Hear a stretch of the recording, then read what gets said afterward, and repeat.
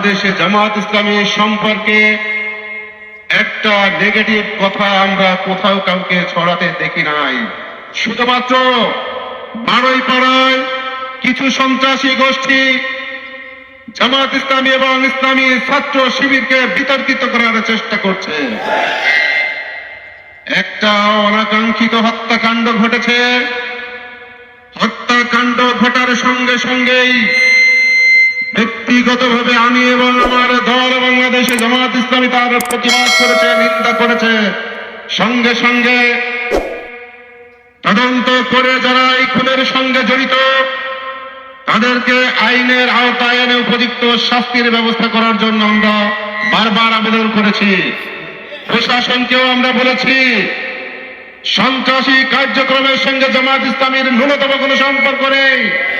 জামাত ইসলামী সন্ত্রাসী করে না, জামাত ইসলামী মস্তানি করে না, জামাত ইসলামী চাঁদাবাজি করে না, জামাত ইসলামী টেন্ডারবাজি করে না, জামাত ইসলামী দখলবাজি করে না।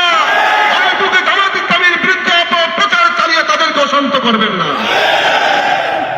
বাদল মডেল হত্যা হয়েছে, তার পরিবারের প্রতি অবশ্যই আমি সহ আমার দল সমবেদনা জ্ঞাপন করছি।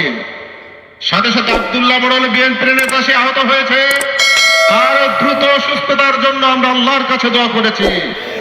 এই ঘটনার নিন্দা জানানোর পরেও সন্ত্রাসী যে খুনি হোক না কেন তার বিরুদ্ধে প্রশাসনকে অ্যাকশন নিতে বলার পরেও বারবার যদি জামাত ইসলামীকে, জামাত ইসলামী এবং ইসলামী ছাত্র শিবিরের নেতাদেরকে অপরাধী বানানোর অপচেষ্টা করা হয়, এই অপচেষ্টার বিরুদ্ধে অবশ্যই আমরা রুখে দাঁড়াবো।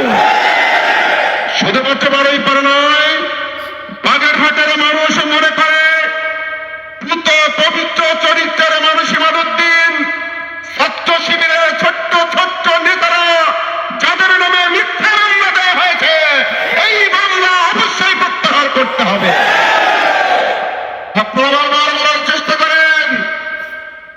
এর আগে একদিন এখানে আমরা প্রোগ্রাম শুরু করেছিলাম, আরেকটা প্রোগ্রাম আপনারাও শুরু করেছেন।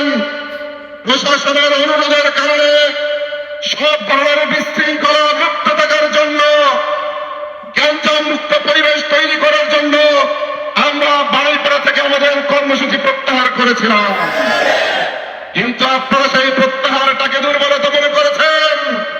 আপনারা বারুইপাড়া থেকে সেদিন প্রোগ্রাম প্রত্যাহার করাটাকে উস্কানি দিয়ে কথা বলছেন। আজকে স্পষ্ট করে বলছি, সেদিন যদি সেই কথা না বলতেন আজকে এই কথা বলতাম না। আমরা বারুইপাড়া প্রোগ্রাম ফলো করেছি, আপনারাও করেছেন। আপনাদের অবস্থান কোথায় এখন? সুতরাং চ্যালেঞ্জ দেওয়ার চেষ্টা করবেন না। জামাত ইসলামী, ইসলামী ছাত্র শিবির চ্যালেঞ্জ দিয়ে ময়দানে দাঁড়িয়ে থাকার সক্ষমতা অর্জন করেছে। আপনারা কাদেরকে ভয় দেখান? মৃত্যুর পাওয়ার সাথে নিয়ে, হামলা মামলার সাথে নিয়ে বাগেরহাটের আনাচে কানাচে জামাত শিবির স্থান করে নিয়েছে। আপনারা একটি দুইটি নয়, 7টি অফিস ভাঙচুর করেছেন, আমার মা বোনদের গায়ে হাত দিয়েছেন, ছোট্ট শিশুদেরকে অপমান করেছেন। বন্ধ করে আপনাদের আক্রমণ, আপনাদের আক্রোশ, আপনাদেরকে শুধু নিন্দা নয়, এইবারে ইন্ডিয়ান নয়, বাগেরহাটের মানুষেরা আপনাদেরকে সামনে একেবারে প্রত্যাখ্যান করে জানবে। স্পষ্ট করে বলছি, সংঘাত চাই না, সংঘর্ষ চাই না। যদি সংঘাত এবং সংঘর্ষ চাইতাম আজকে এখান থেকেই সংঘর্ষ তৈরি হয়ে যেত।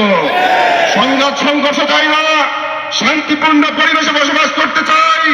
দীর্ঘদিন আন্দোলন সংগ্রাম একসঙ্গে করেছি। সাধারণ মানুষ ভোট দিয়েছে, আপনারা ক্ষমতায় গিয়েছেন, আমাদেরকে এখানে ভোট দিয়েছে, আমরা সংসদে গিয়েছি।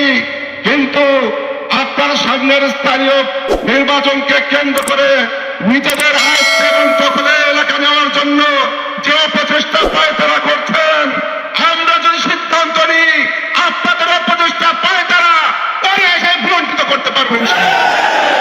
সুতরাং করে বাঁকা পথে নয়, সোজা পথে চলুন, সম্পর্ক উন্নয়ন করে চলুন, ভালো মতো চলুন।